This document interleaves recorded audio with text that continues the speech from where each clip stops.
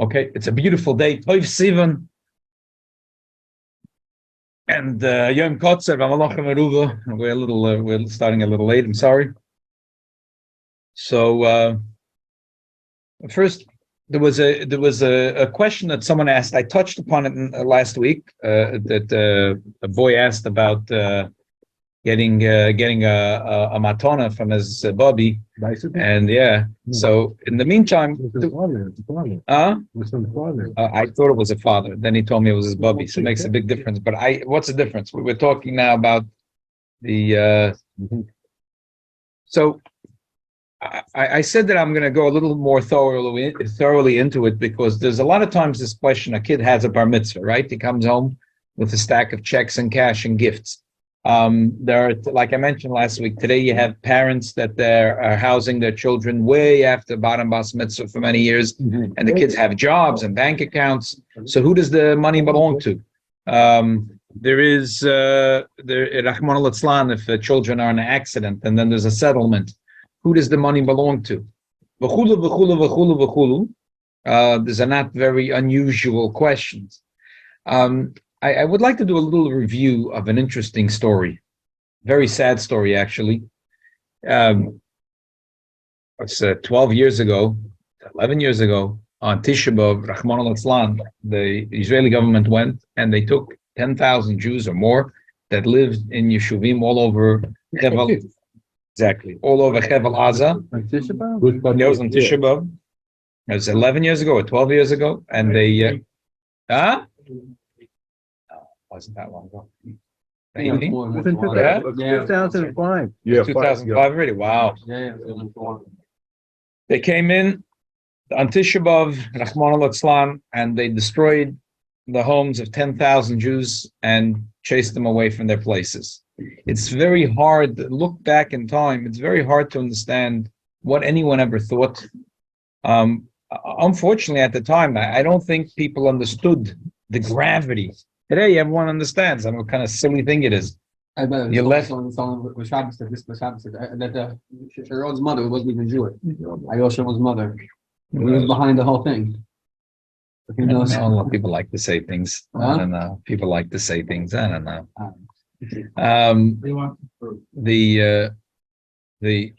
There's two issues. One is what everyone could see right now. I remember at the time. Needless to say, Chabad Chassidim and know from the Rebbe that this is a question of Sakonis Nefashos. It's not a question of Zionism, Shmayanism, this, that. It's a simple question of Pikuach Nefashos for 6 million Jews, as we see right now.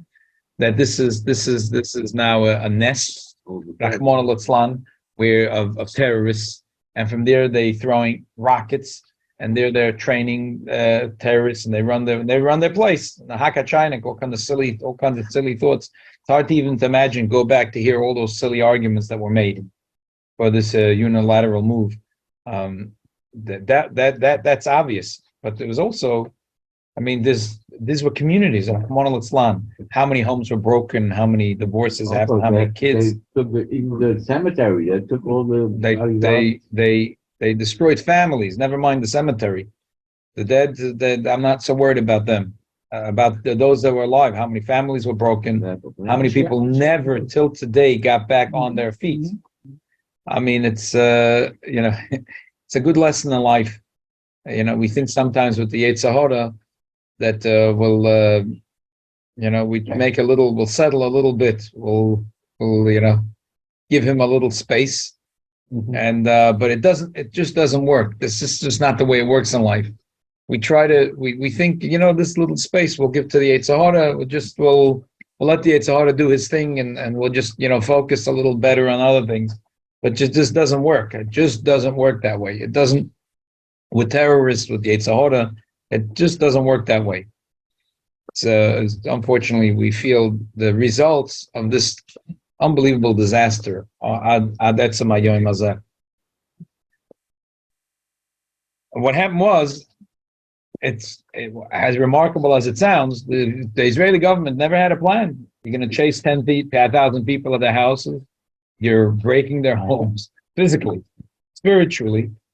and their livelihood. Like, what are they supposed to do the next day? Where are they supposed to live?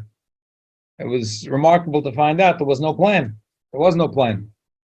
There was court cases and back and forth. At some point, the Israeli government said that they're going to give pitzuyim, compensation for those people that were that once lived in Chevel Aza. And they had this thing that they gave a financial award based on how long you lived there. And if it was children over 18, it was deposited directly in their account. If they're under 18, it was deposited with the parents' account.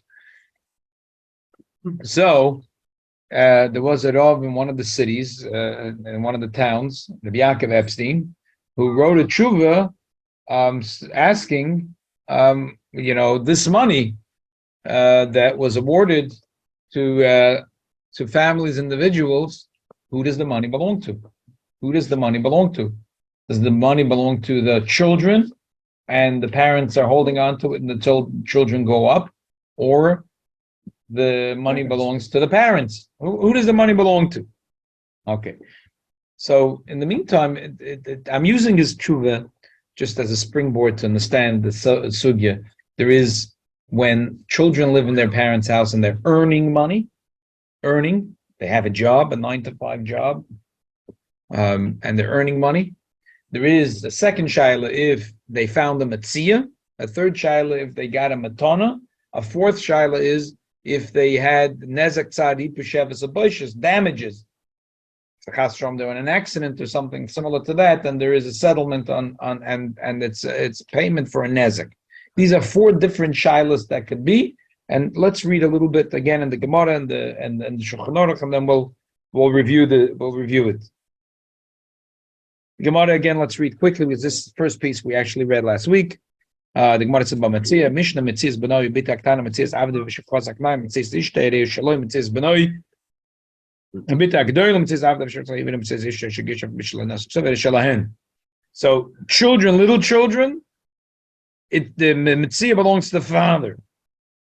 There's a difference between Gedolim and Ketanim. The mom Metzias Kotten Lavim Neshamashav B'Shamoitz Meritza Tzalav V'Eina Ma'achar B'Yodei. Look at the Rabbi Barabba. Then Rabbi Barabba Rabbi Yochanan. Rabbi Yochanan said, "Loi Godel Mamash, Loi Kotten Mamash. Ela Godel B'Samach Al Shulchan Aviv Zo Kotten V'Eina Samach Al Shulchan Aviv Zo Godel." So the Gemara says that Godel and Kotten over here means different. Usually Godel and Kotten means before and after Bar Bas Mitzvah. Here Godel and Kotten means, are they eating at their father's table? They're not eating at their father's table. By the way, eating at the father's table doesn't necessarily mean he's sitting at the same table. If he's home, his home, or if you sent him to yeshiva and he's in the dormitory and you're paying tuition, I mean, it's the same thing. And what's the difference? What difference does it make? That's called Samach al Shulchan Aviv. That's called Samach al Shulchan Aviv. So we said the halacha is always like Rabbi Yochanan. The halacha is like Rabbi Yochanan, and that's so therefore. The Metzias of Benoy Bitoy, even if they're Gedolim, if the Samach al Shulchan Aviyam belongs to the father. And the Rishonim will say, Ashkenazi says that Chazal made this thing Mishum Eva, because they don't want the father to have bad feelings. I pay for gas, for electric, for the food, pay for the insurance, and I pay for the mortgage payments, for water now we have water meters in New York. The phone, and you're making money. It's very nice, and you're putting it in your account. So they said Mishum Eva, it should go to the father. And they said one more thing that he's trying to make clear, that a girl, until she finishes being a naida, even if she's not at her father's table, also her father gets all her earnings. Again, Mishum Eva, because we don't want the father to marry her off to a menuvel mukishchin. Let's read another piece of Gemara Baba Kama.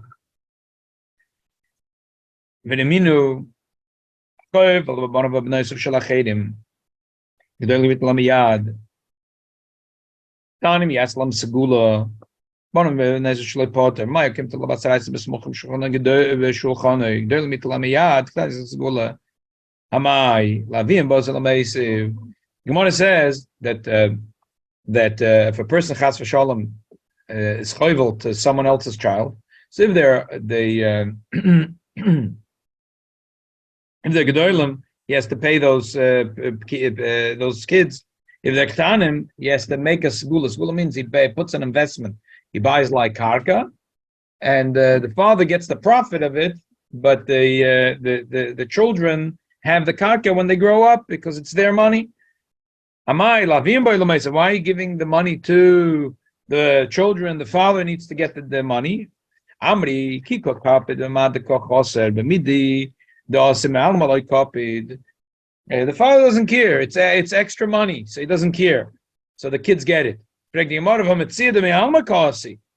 see that a metzia is coming azoi a kapid. If it's a prophet that came just like this, fell down from the sky, and they didn't have any tsar to get it, like a metzia, they found a nugget of gold in the street, so it came from the sky, and they had no tsar in order to find it. So the father is makpid. He says, listen, I'm paying for all your expenses. Why should you get the metzia? I want metzia. But here's a chabola that they have a tsar, so he's not makpid. There is something in between when he works very hard for his money. He's in between. What does it? Shaila is what happens in between. So we have one Mishnah Gemara that says that if he's sitting at his father's table, the metzia goes to the father. But then we said if there's damages,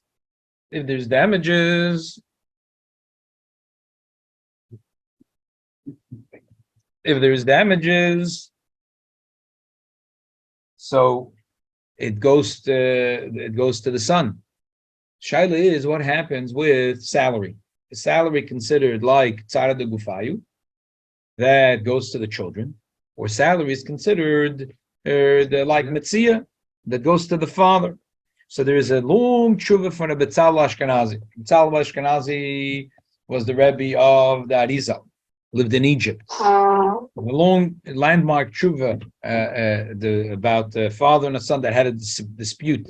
The son was walking in the streets of Cairo, and there was a slave. There was a pirate ship that came, and they had a whole bunch of slaves they were selling, and they were selling a shivcha, and no one wanted to buy it. So he took his jacket, and he gave his jacket, and he bought the shivcha. Now he got married, and he wants a full-time shivcha. It's the Goyish? a Goyish girl. She was a young girl. You have 80 years free labor. It's very good. The son said, the shivcha belongs to me. The father said, well, you were eating in my house. The shivcha belongs to me. So also the jacket. Let her go. no. So the son says, Let her go. let her go. You say They should have split her. they should They split could've- her. So that he's a long tshuva about this. What happened? The main part, the one of the key things of the question is that the son said that I was living in your house, but I was working and I had my own money, and this jacket, even if you say you bought it, you gave it to me as a matona. I mean, it's my jacket, so it belongs to me. So here was the this was the dispute. So he goes through the sugya thoroughly. Let's just read one paragraph from the Betzalel Ashkenazi. Shai l'shivcha nimtza d'ikar adin talya beplukta de Rabvosa.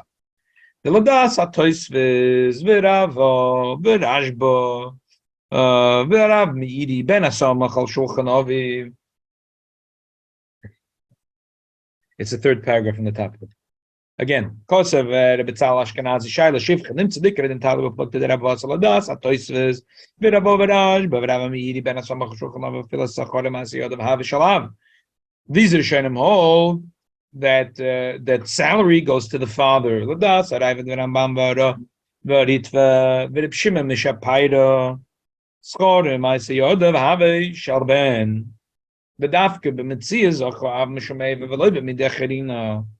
So it's really it's split down to half. There's many Rishonim that go one way or the other way. What is the Shulchan Aruch Paschal? So let's look at the Shulchan Aruch. Chashmish b'tzimen reish ayin tziv beis. Metzias b'noy beit hasmocha b'shulchan af b'shem gedolim metzias b'itei anayda af b'shos shein seimechas al shulchan noy umetzias avde b'shem chazak naanim umetzias ishterei shaloi. He goes to the father. If they're at his table, his metzia goes to the father. Now brackets is the Ramah. Ramah says, "V'hu adin imer v'yichu b'schoira b'malacha." It's true the Beis Yosef brings it in Simakufay and Zayin in the name of the Itur, but here the Shulchan Aruch doesn't bring it. The Ramah brings it. Avali meis eine moirish malachas bein echad l'shor yorisha. When do we say if the father demanded the money? You say, "Hey, what's the money? I want the money." But if the father didn't demand the money, it's a mechila. But once the father passes away, they can't say, one of the brothers say, "Oh, you have in your account $1 million, but you're living in Tati's house, so that money doesn't belong to you; it belongs to all." So the answer is no. If the father's toiveyit, he says to his son, "Listen, I want the money." The son has to give it to his father. But if the father didn't demand it, so it's b'toris mechila. So he gave it to son. So he gave it to son. That's it. What's happening if he had a wife and they were living in the father's house and a kid? But that No, he's fighting with the uncles. No, a guy while he was living in his father's house, he worked. He has $1 million in account. Yeah. Then his father dies. He's still in his father's house. The father died. He's still living in his father's house. The brothers say, "Now we're going to split the Yerusha, so your money that's in your account belongs to us too." So the answer is no. That the Rishonim agreed that even that's mechila. The father didn't ask the son for the money.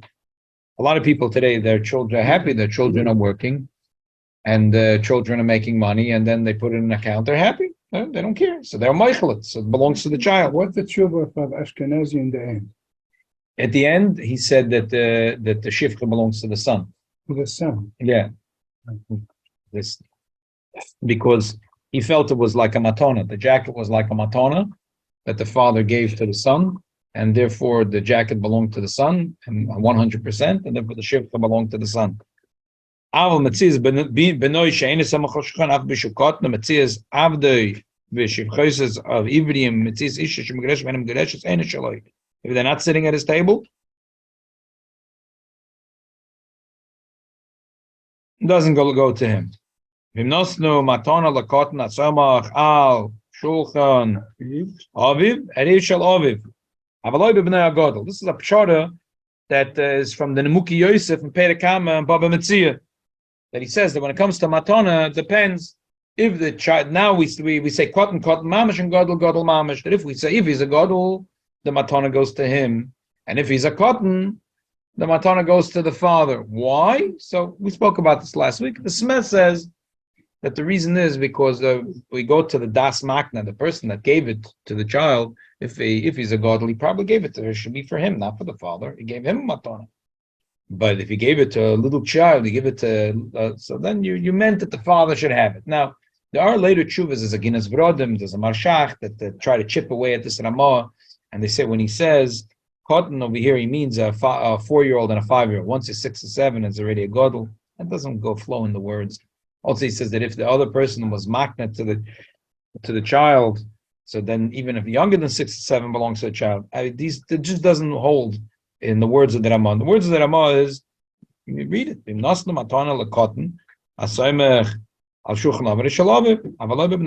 sounds like he's talking about bar mitzvah, under and over bar mitzvah.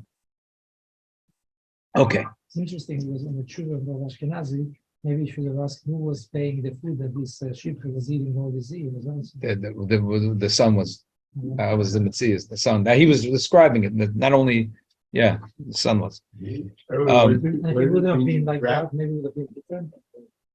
Maybe, because what happened was that she got very sick. She was about to die, and the son hired a doctor to whatever. That was part of his taina. There's more. Yeah, he spent his money. He bought it with the jacket that's a matana, and he had to work overtime to pay for the doctor. Yeah. But all that money that he paid for the doctor, the father says, "Here was mine anyhow." Right. That was chelik of the shaila. What does it mean when he says that Which one? the parentheses that That's not that's the Ramah. Parenthesis is the Ramah. Hu adinim mevichu b'skoyre b'malacha salary, business or salary. so what about it? So the Ramah says that also goes to the father. That also the son's or daughter's salary goes to the father. Yeah, It's interesting that they don't say. How old is that? doesn't matter as long as it's in the father's house. They're living in the As long as they're living in the father's house, salary goes to the father. No, but the brackets here. No, the brackets are is the Ramah. They don't say something like, how much does it cost, the amount of, how much is worth what the parents are giving to this kid? So if I know. rent and food and whatever they pay for him costs a certain amount, and the guy's making millions of dollars, it's not the same thing. Right. Okay. Well, that's where the Chazal, they made flat rates. Chazal, they said they made a takona. Right. It's like, whoa. Okay, so let's go through quickly. I just want to do a quick review on this tshuva from Rabbi Yaakov Epstein in the Sefer Chevel Nachlose about the pitzuyim, the compensation for those that were those that were kicked out of their cities and towns in Gaza. So a little bit of this tshuva created a little bit of a stir, but whatever. Okay, first he said like this. Look, there's several ways of looking at this money. If you're looking at the money as a matana, so then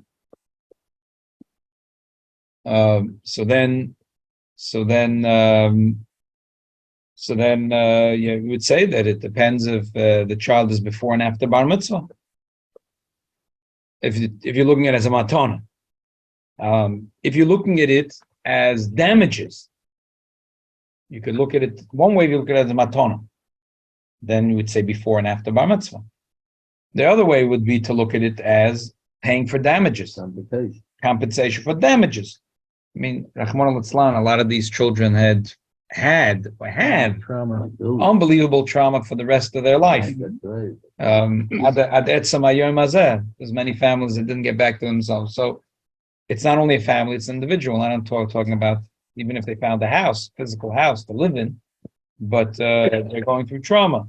So if you're saying it's even though today we don't charge for nezek tzari pesheves and boishes, but Shulchan says in beginning of Mishpat that you do try to make a settlement between the sides on the lines of it. So if you look at it as damages, then the money would have to go to the children. The money would have to go to the children. But I don't know why, for some reason in his mind, this is not damages. And I hear his argument. He said a damage is if a person has a broken nose, broken arm. Al pi halacha, psychological damages is very hard to quantify. It's like groma bin azakin. It's very hard to say. Yeah, to say that damages. To say it's like very for sure. It's a person that the mavis is chaveiroi, and the person Rahman al-Islam is damaged from it is bottom in the adam chayvet in shemayim. The Rabban Shalom takes care. The Rabban Shalom keeps score. But b'dei adam, we can't. It's very hard for us to quantify. The guy's got him scared. If you didn't touch him or anything, touched him or something else, didn't touch him. You just said boo.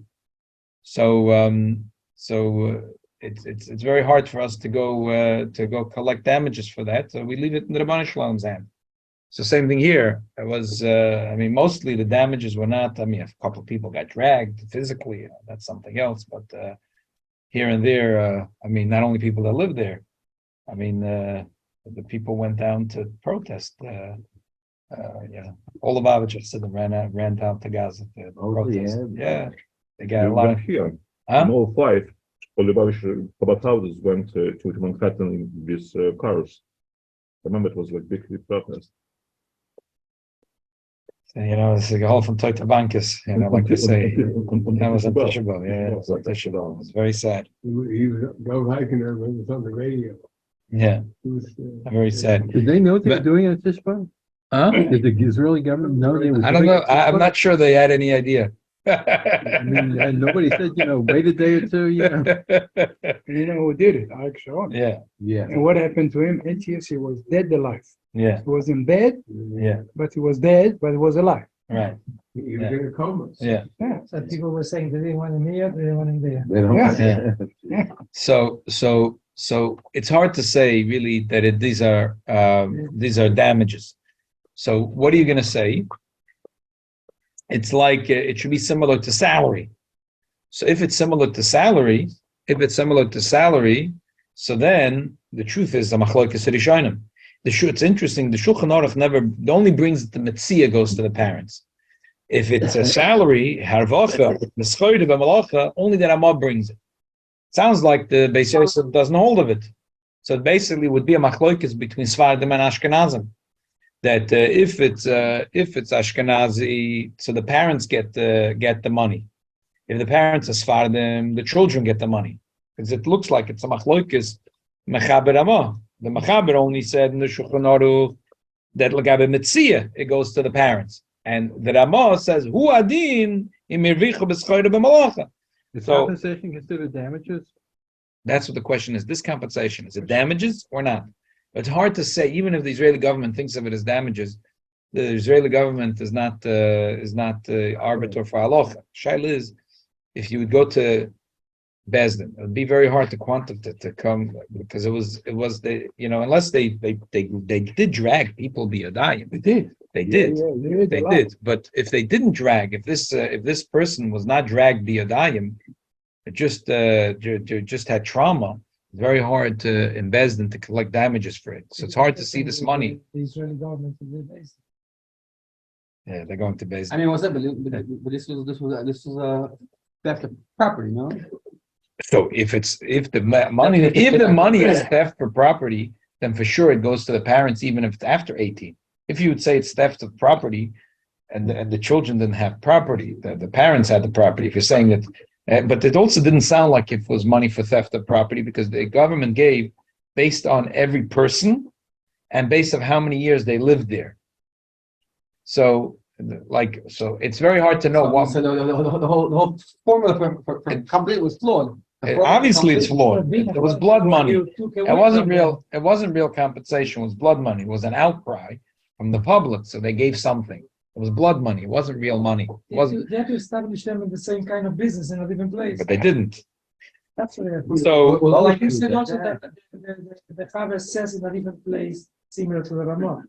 So no, he doesn't. The Machab, in Beis Yosef, in the Sefer Beis Yosef, he brings from the Itur that not only Metzia but also Harvach goes to the father, but he doesn't bring the Shulchan Aruch. So it sounds like in Shulchan Aruch he decided not to. Right. So if it was salary, so it depends. If your son is living in your house, if you're Ashkenazi, is good. You could tell him all the money goes to you. If it's Sephardi, out of luck. The child will say, "Listen, I'm sorry, only Metzia goes to the father. Salary goes to the child." So really, it's not so clear what the money came for. So again, if it's matona, we know what should be the din. If it was damages, we know what should be the din. If it was a metzia, we know what the din should be. If it was salary, we know it's a machlokes Sfarad Ashkenazi. The shaila is, what is it over here? So interesting. At the end, he said he doesn't know what the money is. So he says that for some reason he's thinking that the money goes to the parents, and even if the kids are over 18, that the money should go to the parents. He has in the sefer, he has askama from Rav Nebenzahl. Rav Nebenzahl is very choshev Rav. He's considered Rav Irateka. So he wrote. He disagrees. He doesn't understand why would the money go to the parents. But I would say that the answer should be very simple. There's so many questions over here. Whoever has the money in their hand should say kimli. There's so many opinions either way, that way, and the other way. So if the parents have the money in their hand, they'll say the pshat of the money is whatever works out good for them, and kimli the way it works out good for them. And if the children have the money in their hand, they'll hold on to the money and they'll say the pshat is the way I think of it, and that's it. You can't just say kimli and everything. I mean, a Sephardi can't say kimli like the Ramah, and Ashkenazi can't say. It's a little like kimli means that there's something within reason. But anyway, that's so to summarize, we have here, there's 4 things that could be between parents and children. There is Metzia, which for sure that's what the Mishnah says 100% goes to the parent. Metzia, you find something, you walk in the street, you find a nugget of gold. Yeah, there's Metzia. Then there is damages when it's real damages, physical damages. Then it 100% goes to the children. Then you have harvacha, which is salary, business. So then it's a machloikis Rishonim, and it seems a machloikis Machaber Amod. Machaber says that it belongs to the child, and the Ramah says it belongs to the parents. So it depends if he's Sephardi or Ashkenazi. And then matona also, the Machaber doesn't mention anything about matona. That sounds like it belongs to the child. But the Ramah does say there's a difference if it's before and after bar mitzvah. No, from matona. From matona. What about if you live in a country where there is laws? What's the difference? Those laws make. Put the money into his own account, the kid. Who cares those laws? But the American government doesn't decide what Ayid. Ayid is to go with Dinei Torah. Can't Chas v'Shalom go with what America says. That the Father David should give him the Torah. I mean, on practical level, there's a lot of mechila that goes on. A lot of parents are very, like I said, are very happy. If your daughter is working, you're happy. She'll get married, Bez Hashem Yisbarach, and then she'll have already a couple of dollars in her account. You're happy. You're moichel. But still, the din is, if ever came to a question of din, what's the difference what the New York State thinks and what the legislator in America thinks? Someone asked me about his daughter. Daughter is turning 3, and wife wants to know if they could still wear pants. They still wear pants. So there's a discussion about this. There's a big discussion about this. There is a machlokes the Chazon Ish and the Mishnah Berurah. When you say a makom achusa for a woman that's an erva, the Mishnah Berurah says it's from the age of 3. Siman Ayin Hey. The Chazon Ish says no. It's based on a baby's body is not attractive to a man, therefore it's not an erva. And when does it become an erva? Depends on the age. Korav l'naidus. What is korav l'naidus? You could say 8, 9, 10, 11, whatever. You could say every person is different. Depends. Every person is their thing. So that's a machloikis. That's a machloikis. Now there's a discussion about tznius. Do we say that the laws of tznius are linked to the laws of erva? Some say yeah. They asked Reb Chaim Kanievsky. He said no. Maybe even the Chazon Ish will agree that you have to start being mechanech a child for tznius at the age of 3. But I found interesting that they asked the Baba Rebbe. They asked them about this. And no, I think his father. And they asked him about this, and he got like upset. He said, "From wie verrekst du?" He said, "Man kann sich nicht verlassen auf sie. Sie sind ein Mekel, wenn sie will Mekel sein, und sie sind ein Machmer, wenn sie will Machmer sein. Bei uns hat man nicht Machmer gewinnt bis 5. So 5. Nicht bei Engelach und nicht bei Meidel." That's what he said. Interesting. So that they had the minig was to do it at the age of 5. Now with wearing, so again, there's a question: what's erva? Maybe at the age of 3, or maybe at the age of 9. There's a question of when should we start being mechanech a child? It's tznius, the age of 3 or the age of 5. Pants, wearing pants. So it's another question. There's 2 parts to wearing pants for a girl. Not one is lo yelbash, that a isha cannot wear the levush of a gever. And so the question is, at what age do you start being mechanech on that? And then there's a tznius issue. So probably. So if it's a tznius issue, so again, it's the same question. Either you start at the age of 3 or the age of 5 or the age of 9.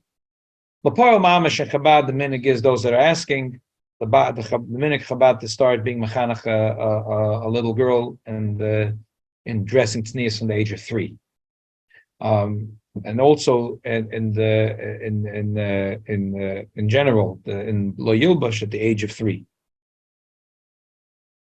I mean, obviously, when it comes to a question of pants, we're talking to start being mechanach. It's a cold day, and the kid needs to wear. I mean, we're talking about chinuch. Being mechanach, it's for the child's benefit. It's not for anyone else. It's really most of the staba what the Chazanish says that no one's attracted to whatever normal person. Elamai being mechanach a child. So we're saying from 3. It's a cold day and the kid needs to, especially if it's a pair of pants under a skirt. We're not talking about that.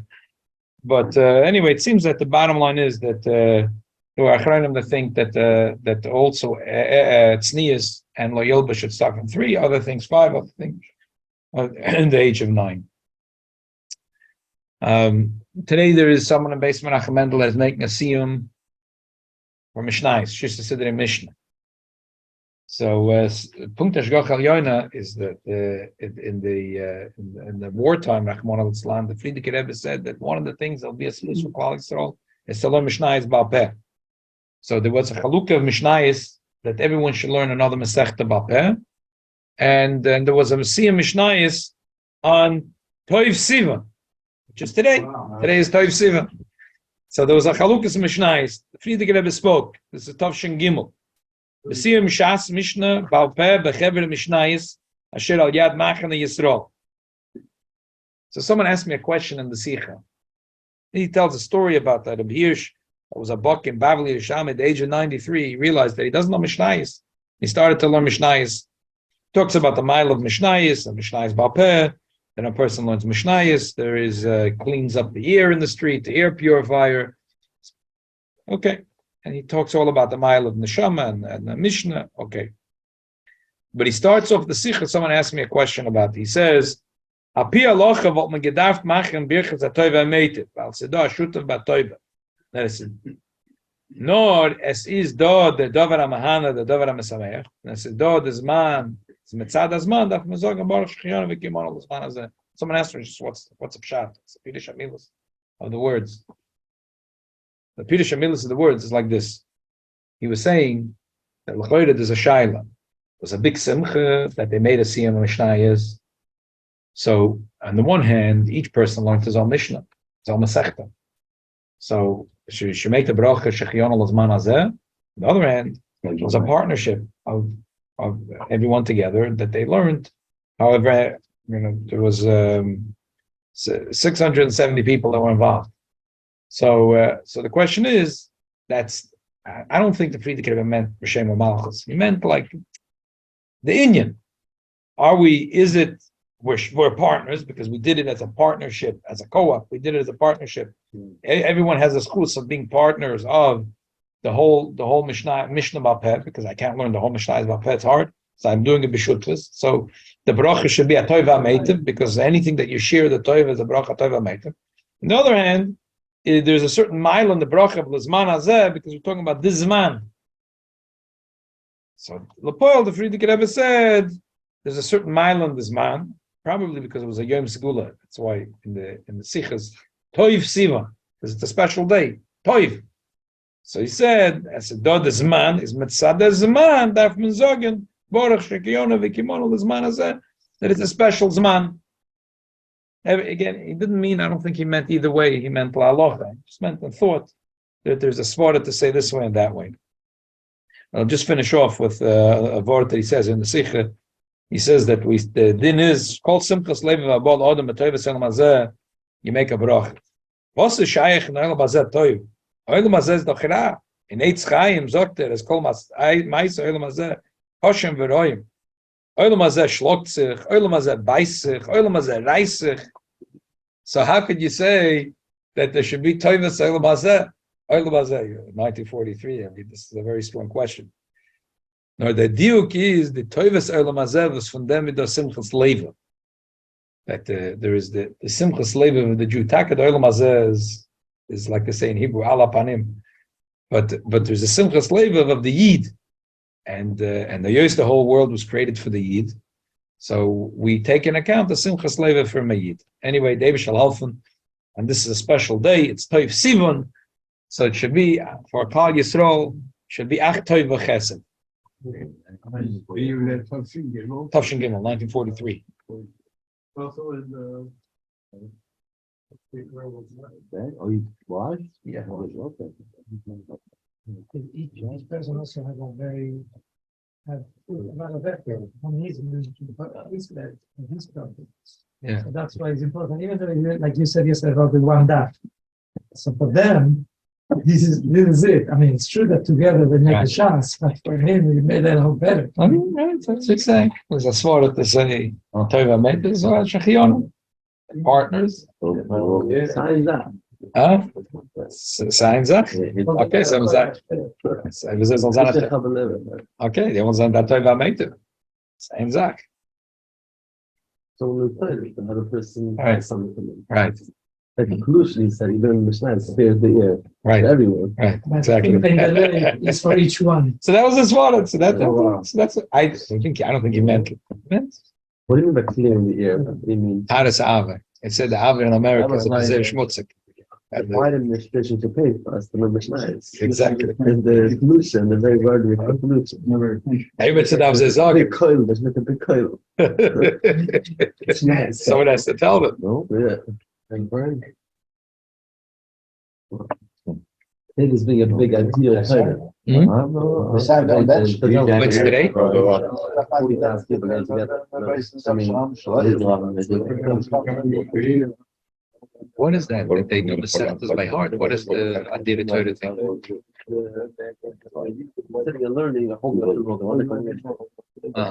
Oh, it's not a specific thing. It's not. Oh, it's like what? The fluid of those lines. Right. Labor.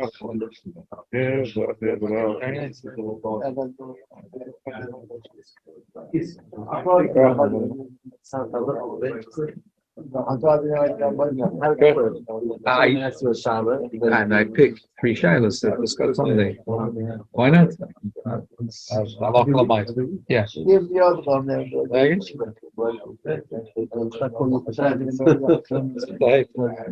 I'll be matash. No one knows who asks what. Take it is to understand in a year they do. We cover about 150 shilas every Sunday, 3 shilas. And a lot of the shilas are very negay lamaisa. Guy called me, it's near to the door. Yeah, they can all talk to the shilas. You know, kid, the shilas, the father was a kid. I asked me, as Bobby gave him advice, told him the father had made a yard sale. So I was like, do you want to get rid of the junk in the garage? The kid said, well, it's a buy. My father's never right to sell it. I don't know if this is interesting. Wife says we're doing minutes, Bob. 5. Hakazoy Lamaisa, that's what they do in Baba. 5. Because I asked my wife, what's Minig Labavich? She told me Minig Labavich is 3. I mean, even though, I mean, my wife's family, huh?